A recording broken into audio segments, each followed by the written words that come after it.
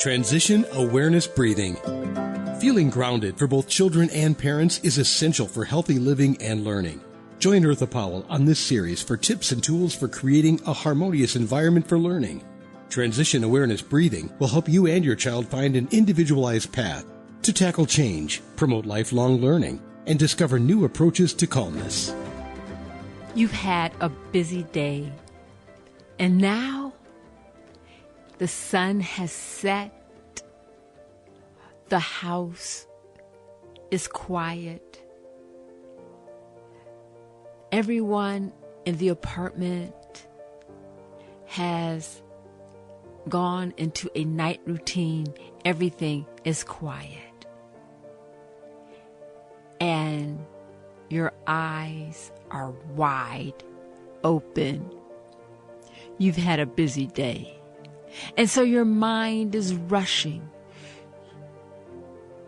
You are having thoughts about the last meeting that you had before you left out of the door.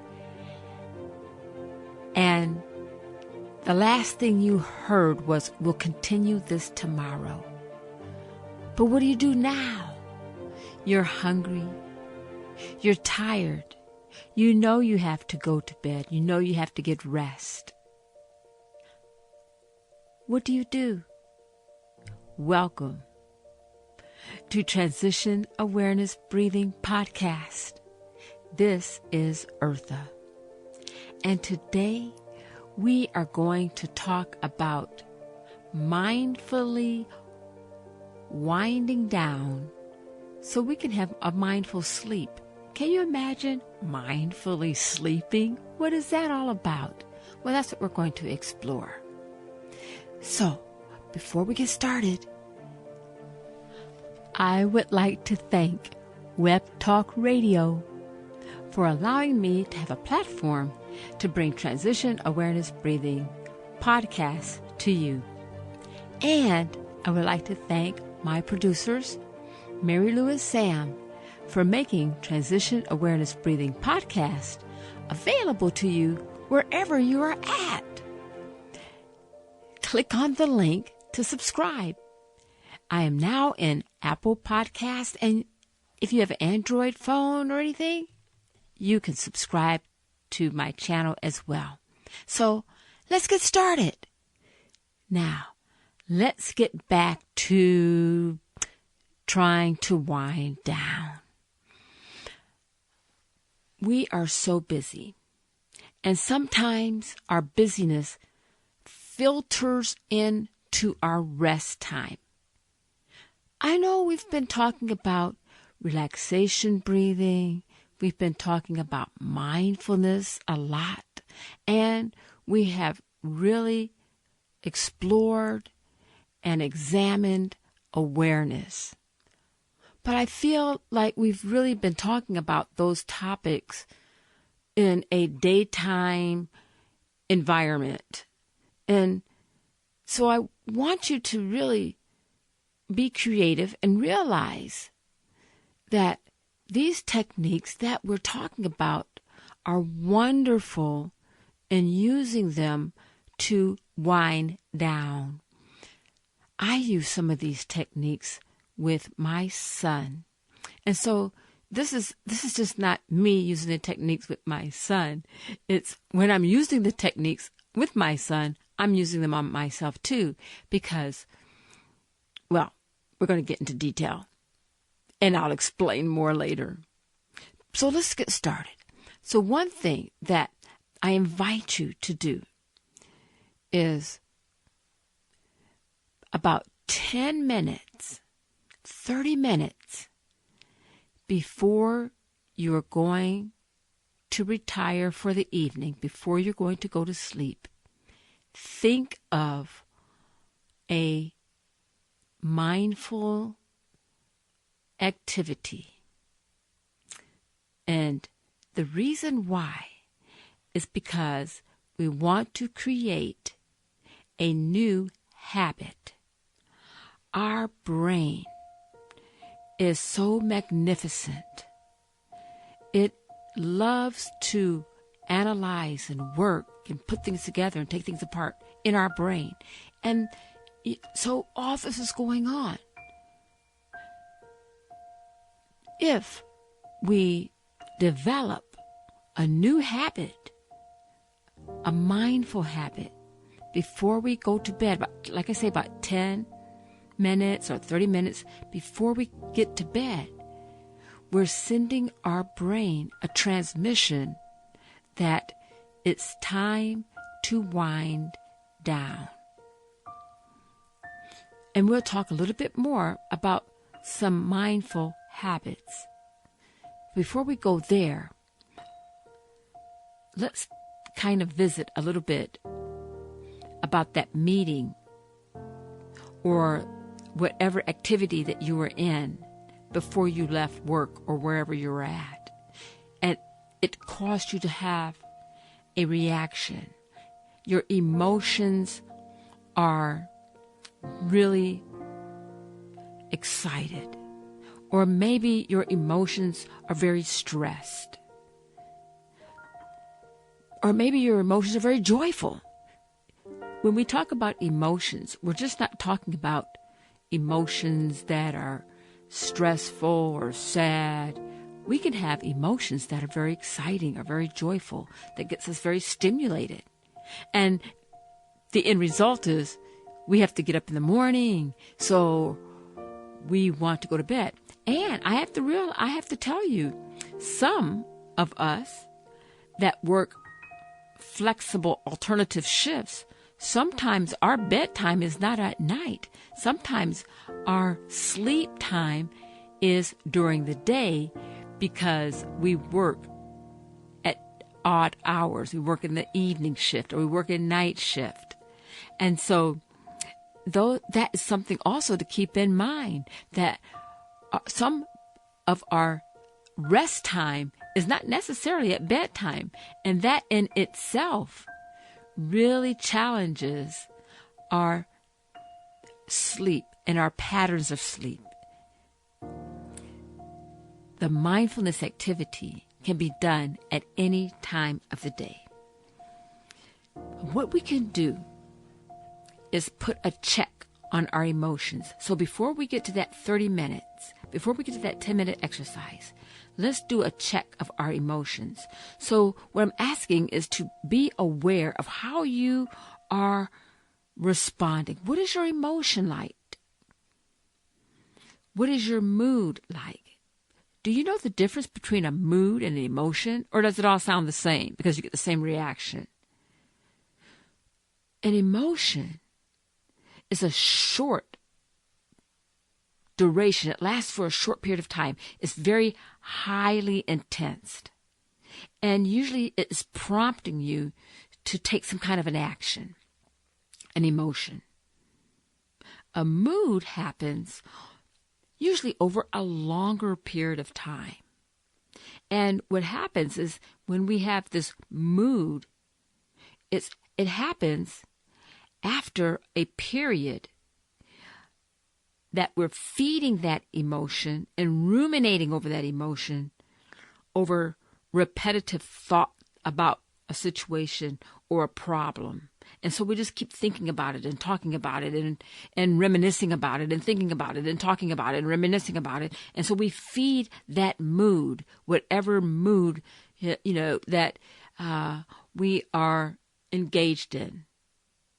We can't let it go. And so we're going to talk about how to let it go. Moods usually last maybe a couple of days. If a mood happens, someone is in a type of maybe a negative type of mood that is not very productive, I'll put it like that. It may be something more than just a mood. It may be some anxiety or depression or something like that. And that you want to talk to your professional, your provider or counselor or something like that. But we're talking here about just a mood, something that stirred you, and you're just talking about it and thinking about it, and it's just making you into a person that is, you can't let it go. It's just hanging on to you. Whereas an emotion, again, is something that is very short, it's intense. And after a couple hours, you kind of let it go. Both moods and emotions are responses from some type of a triggering event. And so when you're trying to wind down before your rest activity, you want to be aware and explore what was the trigger. Have you ever been in a situation where you had such a big emotion? Maybe let's talk about a negative emotion or a stressful emotion. And you look back on it and you don't even realize when it started. You may be having symptoms of headaches or inability to concentrate, or you just have a loss of appetite, and it happens at maybe a certain time. I'll share an example. Everybody's different. I like to share different personal examples just to help for understanding and to bring this a little bit real. I remember working when I was living on the West Coast, and I was working at this major medical facility. And every once in a while, maybe quarterly or monthly or something like that, we'd have to give a briefing to some of our higher ranking executive officers. And some people, they did it all the time, so they were more comfortable. It was very, very stressful for me. Part of it is because I wanted to have all my ducks in a row. I didn't want to miss out anything because you only had 10 to 15 minutes to get your briefing done. And I just had a lot to say. And so I really had to practice on cutting down my briefings. And so I found myself having these emotions of reactions of inability to sit down. I was very, very hyper. And the emotion of having inability to sleep because my mind was working. I would wake up in the middle of the night and have an idea and write it down. I would go in early to work, all that. But, I didn't know what I was doing to my body, my state of rest. I would be exhausted, but I kept pushing and pushing and pushing. But I had to realize it. I had to step back. And that's another part of being aware and realizing what is the trigger. It's being aware and stepping back. Let's see. When I started getting exhausted, what's going on? And I nailed it with the help of some of my colleagues. And so it got better because, number one, I got experience and I got some information on how much information I really needed to give. And it wasn't really that much, but I was overdoing it. You see?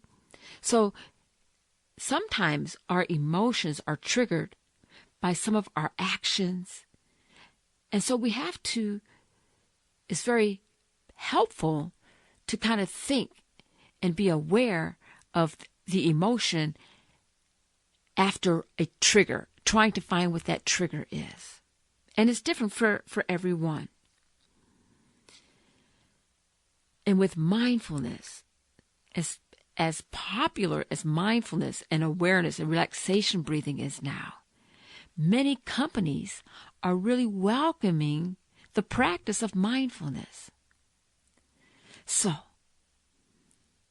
when you're leaving your work, and before you leave your area of activity, it may be helpful to have a state of awareness.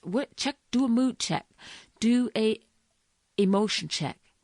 What triggers have you experienced before you're stepping out of that door? And then realize if it's a mood check and this is a continuation from like yesterday, think of a way to distance yourself from that mood. Getting involved in something, another activity. Getting involved maybe in something totally that is not relevant to the work or the activity in which you're leaving. And I think, in my humble opinion and my humble suggestion, is that when we become involved in activities of kindness and activities of maybe helping someone or charity, I think it is so rich because it takes the focus off of us. It's a suggestion. Now, you're at your 10-minute point or your 30-minute point before you're going to go into rest. Now, you can't make anybody go to sleep. And that's why I'm trying to avoid saying now it's time to go to sleep. Because oftentimes it is a little bit difficult to get started. But to rest and getting the body into a state of rest is what we're going to do 10 minutes or 30 minutes before we try to put our body into a sleep. And that will happen naturally once your body is into its new routine. You may already have a nighttime relaxation ritual. But if you don't, this is a great time to start. Because if you have a nighttime ritual or nighttime routine and you're going to bed and it's still a little bit difficult for you to get to that point of rest, you may want to kind of reevaluate of where that routine, if it's causing you more energy. For example, if you go to the gym and work out and then you come back and take a shower and it's time to go to bed, your body is still trying to wind down. That's my what I was thinking about. But if as you're sitting down, maybe you're reading something, or you have a nice warm cup of decaffeinated beverage, and you're thinking about the breath, and you're letting these emotions or the thoughts, let those pass. You know, where you're not thinking about how many times you're breathing or your relaxation breathing. You're maybe concentrating on the warmth, the cup that you are holding. You're cutting off all your electronic devices. Okay, so we're going to put away the iPads, the iPhone, the laptop. If your place of sleep is your office, that might be something you may want to look at, because your work is always around you. So you want to have a designated place that when your body goes there, it knows that this is the place where I rest. And so as you're holding your warm beverage, and you see the steam coming out from it, and you feel the warmth of the cup, and your breath, you're just concentrating on the breath. And you're not going to concentrate on the lingering thoughts of the day. You're going to let that go. Another thing that is helpful to let go is thoughts of, well, I didn't have a good night's sleep last night, so I'm going to see how late I can stay up and see how fast I can go to sleep this night. We're going to let those thoughts go. Because when we're in competition to try to go to sleep, we're not going to go to sleep. We're going to concentrate on being at rest. And we're going to do that maybe for, like I say, 10 to 30 minutes. And if you can't do it for 10 to 30 minutes, then do it for 5 minutes. I suggest the raisin exercise. Do you remember the raisin exercise? Take a raisin, just one raisin, and look at that raisin. Look at the raisin, look at the texture, feel the wrinkles. Roll it around in your fingers. Smell the raisin. What smell do you smell? Do you hear, is it squishy? Is it just soft and silent? And then place that raisin on the tongue. And don't eat it yet. Hold on. But you're using your mouth, your tongue, and to feel the raisin and all the textures. And when you begin to chew the raisin, you're going to chew it slowly, one bite at a time, very mindfully. And as you take that sip of tea or whatever your beverage, that warm, decaffeinated beverage, and you tell yourself, I'm ready for rest. Isn't that something? You tell yourself, I'm ready for rest. And if there's something that you want to add, maybe you want to read something that's meaningful, something that's mindful, something that's relaxing. Just remember that 10 to 30 minutes, and then after that, put it away, and then lay down in your comfortable position at rest and concentrate on the breath. Just the breath. And with that, I wish you a peaceful, a mindful, good evening, and I'll talk to you again next time. Thank you for joining me in Transition Awareness Breathing Podcast. Be sure and pick up a copy of Eartha's new book, Tab Mindfulness, Awareness and Coloring Activities in a Pandemic World. It's not just an ordinary coloring book. It features 23 illustrations to stimulate thought, relaxation, and creativity for anyone between the ages of 4 and 94. Increase your positive self-talk energy. Unlock new creative paths. Transform your time once or twice a week to create beautiful art while strengthening confidence, building positive self-talk, and sensitize self-awareness. Tab Mindfulness, Awareness and Coloring Activities in a Pandemic World. It's available now at Amazon.com.